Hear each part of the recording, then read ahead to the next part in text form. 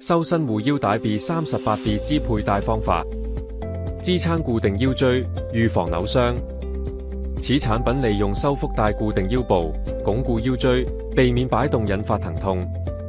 當收緊腹部時，提升逆壓產生牽引力，舒緩壓痛。先攤開產品，有標籤那邊為外側的上方。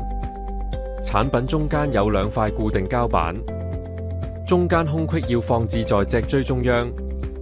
產品左邊有一個拉緊帶手柄，佩戴之前先將手柄鬆開並貼近膠板，然後拉開，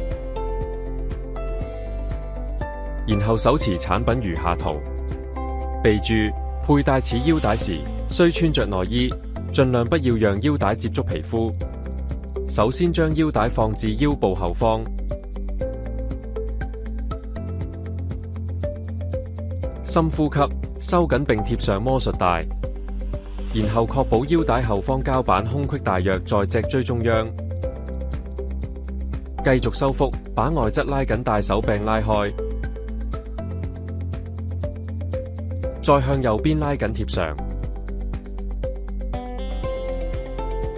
注意，如果腰圍較小的人，可能覺得拉繩太長，此時可先扭緊拉繩器，較短拉繩，再貼上。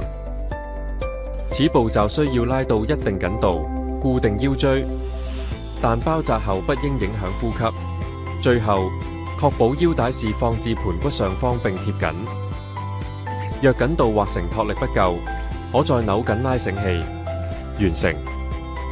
產品指引：1. 除非是特別疼痛，睡眠時無需要佩戴； 2. 日間有需要時，運動、提重物、工作都需要佩戴； 3. 吃飽時或坐下時，可放鬆拉緊帶； 4.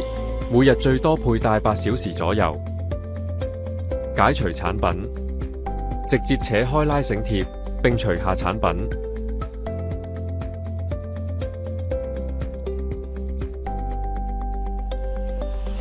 最後，記得用力抽起拉繩器，回復基本位置。